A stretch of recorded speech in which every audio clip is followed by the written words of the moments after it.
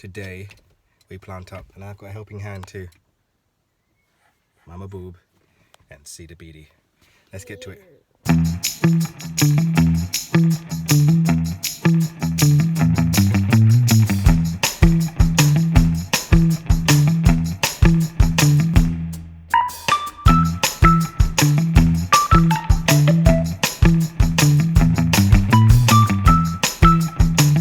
Right guys, so today's tasks are, I need to mow the paths, and my land has a public footpath, so what I have to do is got to keep the paths clear. And sorry for the snuffly nose, the pollen is high. And what else we're doing, we're going to plant all the plants, or the vegetables stand this way because you can't see me. Yeah, plant all the plants that we have in the greenhouse and take some back home because I've made some space for a lot of them. And yeah, so stick with us.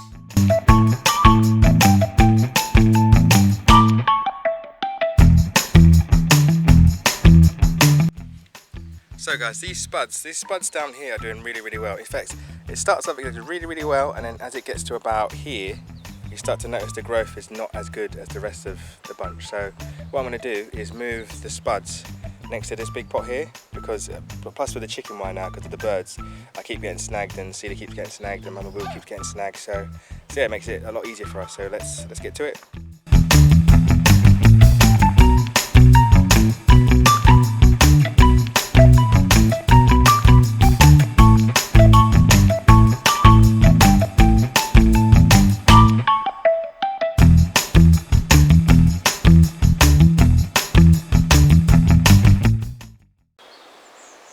Down with the spuds, and just a reminder why I put horse poo or any organic matter around the sides of the pots is that the potato roots are very rampant, and they will sooner than later they'll start to spread through the pot. So when that happens, I want them to take all the goodness from all the manure here, so they can get stronger and bigger roots.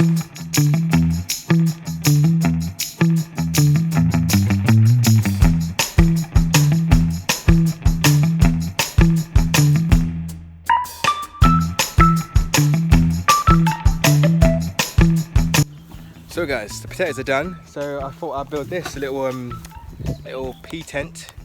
So what I'm going to use, the reason why I've got these cardboard boxes down here, you can see, is that I'm going to put some plants in, just fill them up with some compost and soil and stuff, and then put some runner beans, some peas and some morning glory in there. But it's pretty easy to construct. You just get some tree stakes, are ideal because they stick into the ground, but you can always use wood, just stake it in the ground. So get 2 stakes, tie them together, then get another stake, tie that together, and then just cover it up. You can use string, but I had loads of chicken wire and someone was giving away their own old clothes horse, so I used that. So there you go. So, and another thing, oh, Cedar's going wild, but yeah, face it north. Good tip from Mama Boob is face it north, so it's a lot more sheltered, so it gets to maximise the sun on the side where you want to grow stuff, and when Cedar Beatty goes inside, he's got nice shelter. So guys, we've made the little tent, we've sorted out the potatoes, we've got the soil ready, so let's start planting.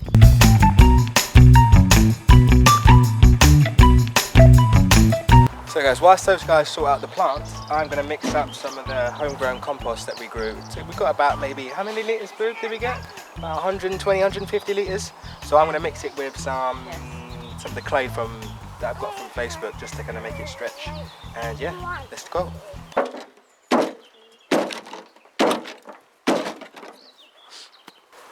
I think I should use horse poo.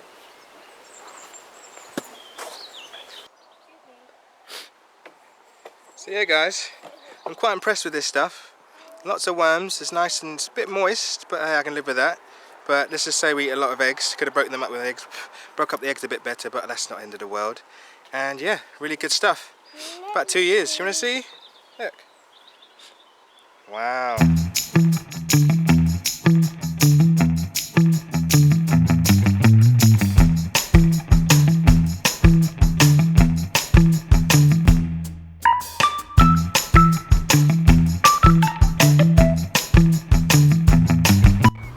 Still prepping plants, people. But I don't know about you guys, but when it comes to prepping plants, it just takes forever. Look at these guys playing water fights with their mouths, disgusting creatures.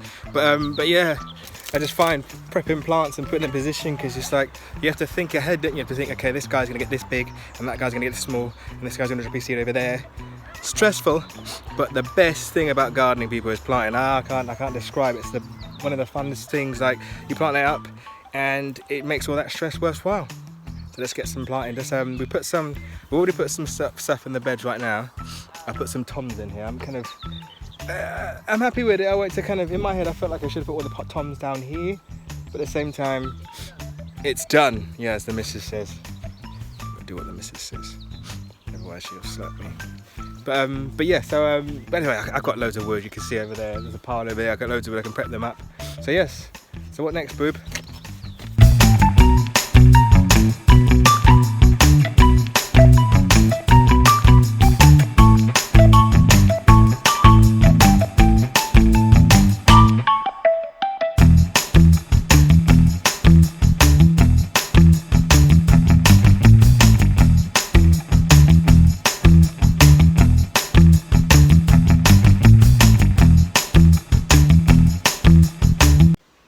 Let's see if we can count the bumblebees on the comfrey. So I see 1, 2, 3, 4, 5, 6, and over there 7, 8. Now you get the point, guys. Get some comfrey in your garden. It's great for the bumblebees. Dynamic accumulator, perennial cut back. Look, I cut this back the other day. Look, it's coming back thick and fast. Sometimes you can cut it back 3 times a year when it comes to summertime. So yeah, get some comfrey, guys. I mean it.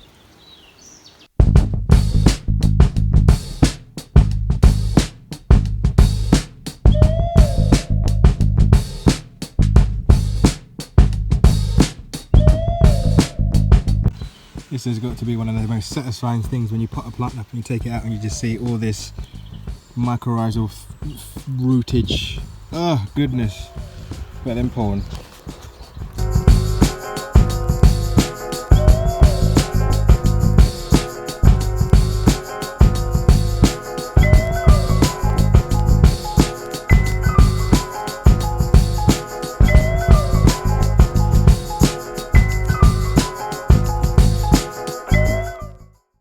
So guys, the beds or the bathtubs are all planted up, potatoes in position,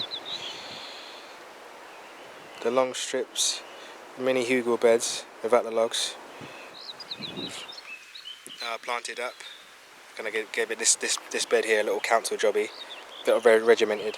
It went like fennel, cosmos, tomato, tomato, fennel, cosmos, and then around the sides I have marigolds. And then this bit in my little tent for cedar bead. I must use it more than him. I have runner beans, we have mange deux, and some morning glory, and what else is there? Nasturtium, sorry. And yeah, and then I put a line of, as you saw, put a line of tomatoes down there where the garlic fell down. Check out my massive pot again. I'm so happy with this. And yes, so now for the greenhouse. So behind me, this bed here, I'm going to have some tomatoes, all the tall type of stuff. And then second bed, I have some squash and some melons, and some more squash and melons, and then some more tomatoes down here. And then amongst that, I'll have some cosmos, some marigolds, and all things pretty.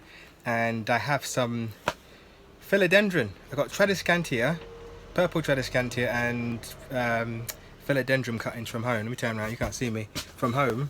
And I thought, why the hell not? Like, they like it warm, they're from a warm climate, let's put them in there. I've got many cuttings, so let's just put them in. So let's do it.